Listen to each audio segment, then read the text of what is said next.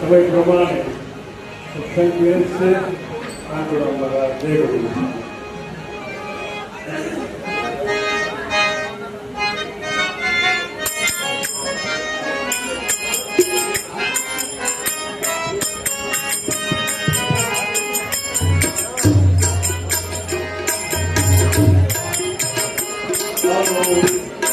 ગરમી છે વેચજો ગયો વેચજો ગરમી તો છે.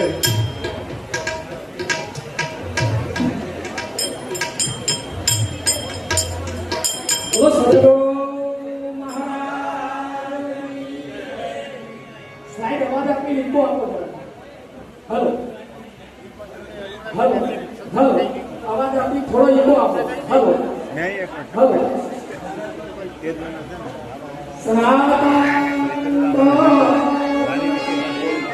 સદગુરુ મહારાજ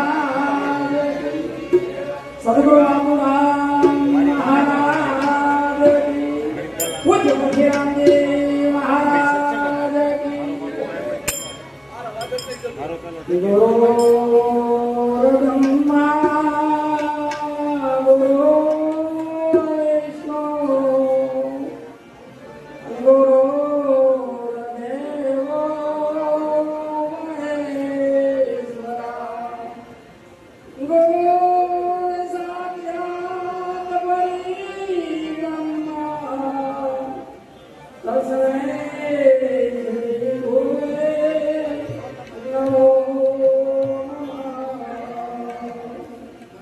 તો સંત વિનય ના કરે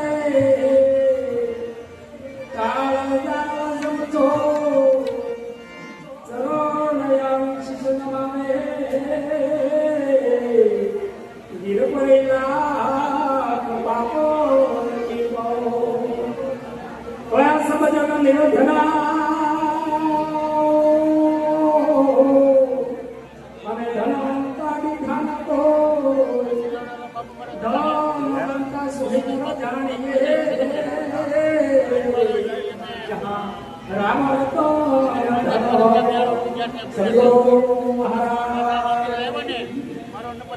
આજે આ સુરતની પવિત્ર ભૂમિ એમાં આજનો પ્રસંગ આજે પૂજ્ય જસુરામ મહારાજે પોતાના દ્વારે સંતો ભક્તોને આમંત્રિત કરી આજે દર્શનનો લાભ આપ્યો.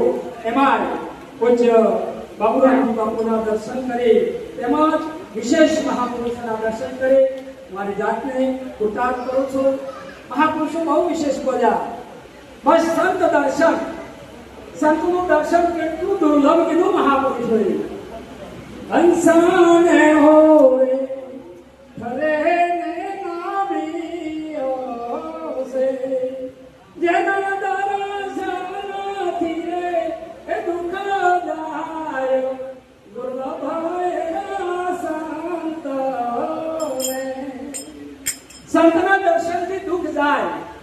શરીરના દુઃખો ડોક્ટરને વૈદ્ય મટાડે, ધન સંપત્તિના દુઃખો તો પ્રકૃતિથી મટી શકે છે, પણ જ્યારે સ્વયંનું જ્યારે પોતાને એક મોટામાં મોટું ભયંકર દુઃખ એ જન્મ મરણનું છે કે જે જપથી તપથી તીરથથી વ્રત કથા કીર્તન હોમ હવન પુણ્ય દાન યોગ ક્રિયાથી મટે એવું છે.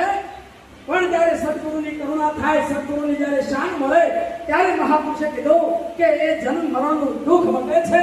એવું અહીંયા મહાપુરુષે પ્રમાણ આપે છે કે જ્યારે અહીંયા સાવિત્રીજીને કીધું નારદે, હે સાવિત્રી, તારે ભયંકરમાં ભયંકર દુઃખ આપવાનું છે કે ના આવે?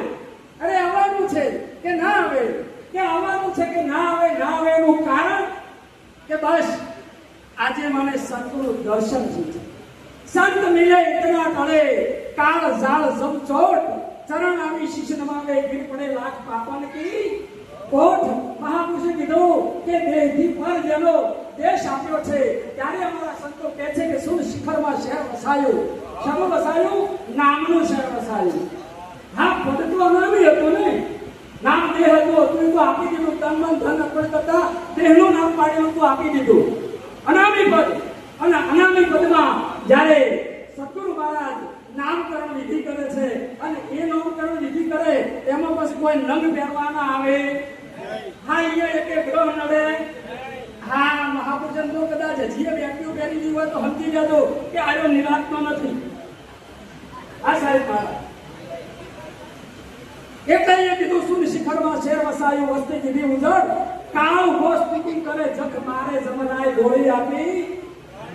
અને એટલે તો અહીંયા લોકગીતમાં પણ કીધું છે આપણે સાંભળતા હોઈએ પણ અનુભૂતિ કદાચ થઈ હોય કદાચ નહીં કરતા હોઈએ આપણે. કૃષ્ણ પરમાત્મા કહે છે એ મારું વન રવન છે રૂડું મય કોટ રે વૈનામ વાણી થાય કુંભનામ દેહ થાય. હું વાણીમાં આવું અને દેહમાં આવું ત્યારે પૂજ્ય બાપુ હમણાં હાલત બોલ્યા કે જ્યારે સમજણ લીધા પછી કઈ બોલવામાં આવે ને સ્થિત પ્રજ્ઞતા થાય. નદી સમુદ્રને મળે ને એટલે પછી અહીંયા નદી નામ તળી જાય એની સ્થિત પ્રજ્ઞતા આવે સાહેબ મારા. ત્યારે કીધું કે વાણીમાં આવે મનસિત આવે નિર્વાણી પદ સાચું. આ તો વાણી રહિત પદ કેવળ સમજાય. મહાપુરુષે કીધું ને અહીંયા આવત હમણાં અમારે મ્યુઝિક ઉપર બહુ સરસ બગાડ્યું. મારી શેરીએથી કાન કુંવર અને મુખેથી બોલલી એટલે સમજણની શેરીમાંથી જ્યારે સદગુરુની શાન આવે ને ત્યારે એ ગુરુ મુખની બોલતી વાગે અને ગુરુ મુખની વાગે એટલે રૂમાલ જે બોલતા હતા એ રૂમાલ નહીં, પકડતા હતા એ નહીં, દેખાય તે નહીં, રૂમાલ નહીં, એ ભજન ન્યારું છે. એ ન્યારા પ્રત્યે સમજણ આવે છે. વિશેષ મહાપુરુષો વધારેલા છે અને વધારેલા મહાપુરુષને સાંભળવાના છે. તો વધારે બોલતા આટલું બોલી વાણીની વિરામ આપું છું. સદગુરુ મહારાજ